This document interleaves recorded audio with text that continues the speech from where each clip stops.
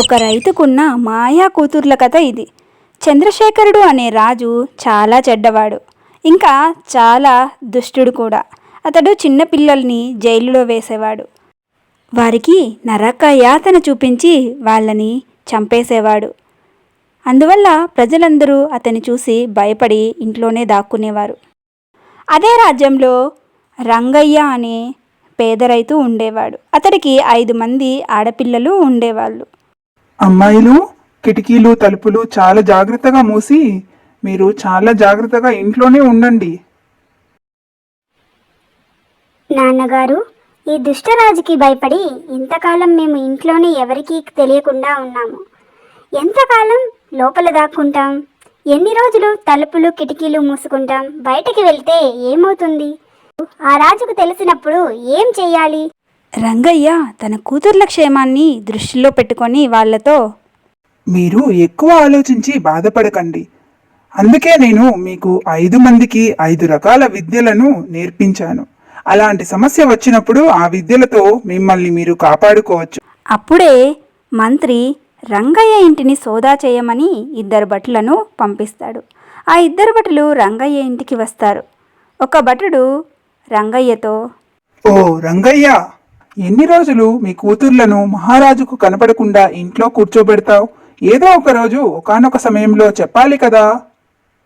నీ దగ్గర 5 మంది పిల్లలు ఉన్నారు. నువ్వు ఎవరికి కనపడకుండా దాచిపెట్టావు. నీకు ఖచ్చితంగా తగిన శిక్ష పడుతుంది. అది చాలా ఘోరంగా ఉంటుంది అని చెప్పి అక్కడి నుండి వెళ్ళిపోతారు. ఇన్ని రోజులు రాజుకు కనపడకుండా కాపాడుకుంటూ వచ్చిన రంగయ్య ఆ రోజు రాత్రి భటులను పిలిచి తనతో పాటు తన కూతుర్లను కూడా రాజుగారి దగ్గరకు తీసుకెళ్తాడు. భటులు జరిగిన విషయాన్ని రాజుగారికి తెలియజేస్తారు. రంగయ్య ఇన్ని రోజులు తన కూతుర్లని దాచిపెట్టాడని. రంగయ్య, నువ్వు ఇన్ని రోజులు నీ కూతుర్లను దాచి చాలా పెద్ద తప్పు చేశావు. అందుకే నీకు నేను పెద్ద శిక్ష వేయాలి. మరణ శిక్ష నీకు తగిన శాస్తి. నా మీద గౌరవం ఉంటే నువ్వు ఇలాంటి పని చేస్తావా? అసలు నాకు తెలియకుండా నీ పిల్లల్ని ఇన్ని రోజులు ఎందుకు దాచావు? నన్ను క్షమించండి మహారాజా. నన్ను కనికరించండి. నా మీద కరుణ చూపించి దయతలచి, నాకు ఈ 5 పిల్లలు తప్ప ఈ ప్రపంచంలో ఎవ్వరూ లేరు. నేను ఎక్కడికి వెళ్ళాలి? మమ్మల్ని వదిలేయండి. మహారాజా, మీ మీద నాకు చాలా గౌరవం ఉంది. లేదు లేదు, నిన్ను వదిలే ప్రసక్తే లేదు. నీకు మరణ శిక్ష ఖాయం. నీ చివరి కోరిక ఏదైనా ఉంటే అది భటులకు చెప్పి తీర్చుకో. నీకు ఈ రోజే చివరి రోజు. మహారాజా, మేము మీతో పాటే ఉండి మాకు తెలిసిన విశేషమైన విద్యలతో మీకు సేవ చేసుకుంటాం. ఏంటి, నీ 5 మందికి విశేషమైన విద్యలు కూడా తెలుసా? ఏంటి ఆ ప్రత్యేకమైన విద్యలు? మేము కూడా చూడాలి. అయితే మహారాజా, నాకు తెలిసిన ప్రత్యేకమైన విద్య ఇదే. ఎలాంటి బట్టలనైనా కొత్తగా తలతల మెరిసేటట్లు కుడతాను. నేను కుట్టిన తర్వాత ఎవరూ కనిపెట్టలేరు ఎక్కడి నుండి ఎక్కడి వరకు కుట్టానని కూడా. ఏదైనా తప్పు జరిగితే నిన్ను ఇక్కడికిక్కడే చంపేస్తా. ఇది నా చొక్కా, తీసుకో. సరే మహారాజా, కృతజ్ఞతలు. ఒక భటుడు వెళ్ళి రాజావారి ఒక కొత్త చొక్కాను తీసుకొస్తాడు. తీసుకో, నా ముందే కుట్టి చూపించు. ఇది నాకు చాలా ఇష్టమైన చొక్కా. ఏమైనా చేసావంటే. తర్వాత రాణి ఆ చొక్కాను తీసుకొని కుట్టడం మొదలు పెడుతుంది. అందంగా కుట్టి తర్వాత ఒక మంత్రాన్ని చెబుతుంది. వెంటనే ఆ చొక్కా కొత్తగా మెరుస్తూ తలతలలాడిపోతుంది. తీసుకోండి మహారాజా, నేను మీ చొక్కాను అందంగా కుట్టాను. రాజు ఆ చొక్కాని తీసుకొని తీక్షణంగా చూస్తాడు. ఏమిటి ఇది? అంతా మాయలా ఉంది. చూడండి మంత్రివర్య, ఎక్కడ కుట్లు వేశారో కూడా తెలియడం లేదు. అందంగా కుట్టిందా? లేదు లేదు మహారాజా, ఈ చొక్కా చాలా అందంగా కొత్తగా కనిపిస్తుంది. చూడడానికి కొత్తగా తలతలా మెరిసిపోతుంది మహారాజా. కనిపిస్తోంది, నాకు కళ్ళు ఉన్నాయి, నాకు కనబడుతోంది. నువ్వేం చెప్పనక్కర్లేదు. రాజుగారు, మా అక్కలాగే నేను చాలా రుచిగా వంట వండుతాను. నేను తయారు చేసిన భోజనం ఇంతవరకు ఎవ్వరూ బాగోలేదని చెప్పలేదు. అంత రుచిగా వండుతాను నేను. ఒక్కసారి రుచి చూడండి. ఆహా, అంత రుచిగా వండుతావా? సరే, నువ్వు వెళ్ళి వంటగదిలో అందరికీ భోజనం ఏర్పాటు చెయ్యి. అలాగే వంటలన్నీ రుచిగా తయారు చేయాలి. లేదంటే ఈ రోజు రాత్రికి నేను నిన్ను నిప్పుల గుండంలో కాల్చివేస్తాను. జాగ్రత్త. లేదు లేదు మహారాజా, నేను మీకు కోపం తెప్పించే పని చెయ్యను. ఆ తర్వాత సౌమ్య వంటగదికి వెళ్తుంది. మహారాజు మంత్రిగారితో, నువ్వు శబ్దం చేయకుండా వెళ్ళి ఉప్పు డబ్బాను వంటగది నుండి మాయం చెయ్యి. నేను చూస్తా ఉప్పు లేకుండా రుచికరమైన భోజనం ఎలా తయారు చేస్తుందో. అలాగే మహారాజా. ఆ తర్వాత మంత్రి శబ్దం చేయకుండా వెళ్ళి వంటగదిలో ఉప్పు డబ్బాని దొంగతనంగా తీసుకొచ్చేస్తాడు. సౌమ్య వంట చేస్తూ ఉప్పు లేకపోవడంతో, ఇది రాజదర్బారా, ఇక్కడ ఉప్పు డబ్బానే లేదు. ఏం పర్వాలేదు, ఈరోజు మా ఉప్పుతో భోజనం తయారు చేస్తాను. ఆ తర్వాత సౌమ్య చేతులు జోడించి ప్రార్థిస్తుంది.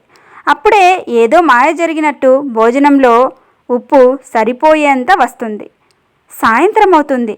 సౌమ్య తయారు చేసిన రకరకాల వంటలను రాజుగారి ముందు ఉంచుతుంది. అది చూసిన రాజు, ఇంతవరకు ఇన్ని రకాలైన స్వచ్ఛమైన భోజనం ఎప్పుడూ తినలేదు. ఖచ్చితంగా నేర్చుకోవాల్సిన విషయమే ఇది. రాజుగారు చెప్పండి, ఈ భోజనం ఎలా ఉంది? మీకు నచ్చిందా? చాలా బాగుంది, రుచికరంగా ఉంది. అయినా ఈ రోజు రాత్రి మీ అందరినీ జైల్లో వేస్తాను. ఎందుకు మహారాజా? మా పెద్ద అక్క ఇంత మంచి భోజనం చేసిన తర్వాత కూడా జైలులో ఎందుకు వేస్తారు? అవును, మీ అక్క చాలా రుచిగా భోజనం తయారు చేసింది, కానీ మా ఇంటిని అంతా గందరగోళం చేసింది. అర్ధగంటలో మా ఇంటిని అంతా శుభ్రం చేయకపోతే మిమ్మల్ని జైల్లో వేస్తాను. అదా విషయం మహారాజా, నేను శుభ్రం చేస్తాను ఇంటినంతా అర్ధగంటలో. దయచేసి నాకు ఒక్క అవకాశం ఇస్తారా? నీకు పిచ్చిగాని పట్టిందా? ఇంత పెద్ద హవేలీని అర్ధగంటలో శుభ్రం చేయటం అసాధ్యం. 10 మంది పనివాళ్ళు 10 రోజులు కష్టపడితే కానీ ఈ హవేలీని శుభ్రం చేయలేరు. అలాంటిది అర్ధగంటలో శుభ్రం చేస్తావా నువ్వు? హే పాగల్, మతిగాని పోయిందా నీకు? మంత్రి గారు, ఇది నాకు సంబంధించిన విషయం. ఇది నాకు తెలిసిన ప్రత్యేకమైన విద్య. అర్ధగంటలో శుభ్రం చేస్తాను. ఆ తర్వాత నవ్య చేతులు జోడించి గంగామాతను ప్రార్థిస్తుంది. గంగామాత, వచ్చి నీ శక్తిని మహారాజుకు చూపించు. మహారాజు ఇంటిని శుభ్రం చేసే శక్తిని నాకివ్వు. ఆ తర్వాత గంగామాత రాజా ఇంటిని చాలా అందంగా శుభ్రం చేస్తుంది. అది చూసిన రాజుకు ఆశ్చర్యంతో పాటు చాలా కోపం వచ్చింది. ఇక చాలు మీ మాయలు, పదండి జైలుకి. మీ మాయలతో నన్ను ఏమార్చలేరు.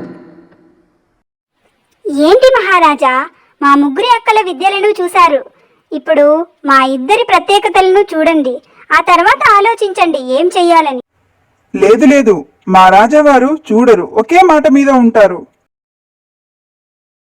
అలాగే మహారాజా, మా ప్రత్యేక విద్యలను చూడకపోయినా పర్వాలేదు, కానీ మా చివరి కోరికను తెలుసుకోండి.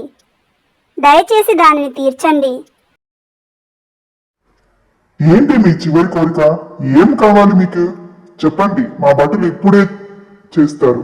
ఒక పూల మొక్క ఉన్న పూలకొండి, అందులో పూల మొక్క కావాలి మహారాజా. అది తెప్పించండి, అంతే నా చివరి కోరిక. మంత్రి గారు, మీరు వెళ్ళి మన వరండాలో ఉన్న పూలకొండి తీసుకొచ్చి వాళ్ళకి ఇచ్చి వాళ్ళని జైల్లో వేయండి. అలాగే మహారాజా, నేను చేస్తాను. నాన్నగారు, ఇంతవరకు ఏమీ జరగలేదు. ఇప్పుడు ఏం చేయాలి? ఇక్కడి నుండి ఎలా బయటపడాలి? ఎలాగైనా బయటపడి చాలా దూరం ఈ రాజుకు కనపడకుండా వెళ్ళిపోవాలి నాన్నగారు. నువ్వేం బాధపడకు అక్క, నా దగ్గర ఒక ఉపాయం ఉంది. చూడండి, నా చేతిలో ఉన్న మొక్కతో పాటు కుండి కూడా ఉంది. నా దగ్గర ప్రత్యేకమైన విద్య ఉంది. దీనితో నేను పెద్దది చేస్తాను ఈ కుండీని. ఆ తర్వాత మనం ఇక్కడి నుండి తప్పించుకోవచ్చు. ఈ కుండీని, మొక్కను పెద్దది చేయడం వల్ల ఏం జరుగుతుంది? ఆ తర్వాత ఏం చేయాలి? ఈ చెట్టు పెద్దదైన తర్వాత మనము చెట్టు ఎక్కి చెట్టు మీద నుండి తప్పించుకుందాం. అమ్మా, నువ్వు బాగానే ఆలోచిస్తున్నావు, కానీ రాజు అంత తెలివిలేనివాడు కాడు. ఈ చెట్టు పెద్దగైతే అందరికీ కనిపిస్తుంది కదా. ఒకవేళ మనం చెట్టు ఎక్కి కిందకి దూకితే కింద పడ్డామంటే మనం చచ్చిపోక తప్పదు. అంత పెద్ద సాహసం మనం చేయగలమా? దాని గురించి ఆలోచించకండి నాన్నగారు.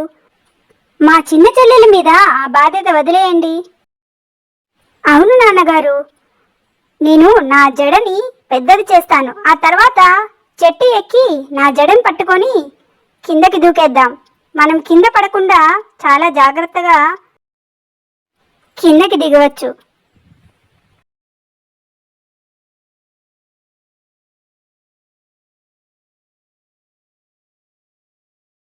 అందరూ ఆ చెట్టు ఎక్కి రంగయ్య చిన్న కూతురు జడను పట్టుకొని వేరే గ్రామానికి వెళ్ళిపోతారు.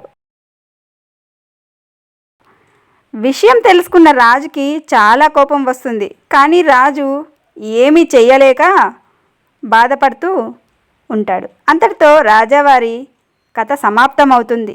ఎవరిని కష్టపెట్టాలో తెలియక ఆలోచిస్తూ ఉంటాడు. హాయ్ ఫ్రెండ్స్, ఎలా ఉంది మా అందరి కథ? మీకు ఈ కథ ఎలా అనిపించింది? మీకు ఈ కథ నచ్చినట్లయితే లైక్, సబ్స్క్రైబ్. మీకు ఈ కథ ఎలా అనిపించిందో కింద కమెంట్ చేయండి, షేర్ చేయండి మీకు నచ్చితే. ఇంతవరకు ఎవరైనా సబ్స్క్రైబ్ చేయకపోతే సబ్స్క్రైబ్ చేసి బెల్ సింబల్ని యాక్టివేట్ చేయండి. మా స్టోరీ చూసినందుకు ధన్యవాదాలు.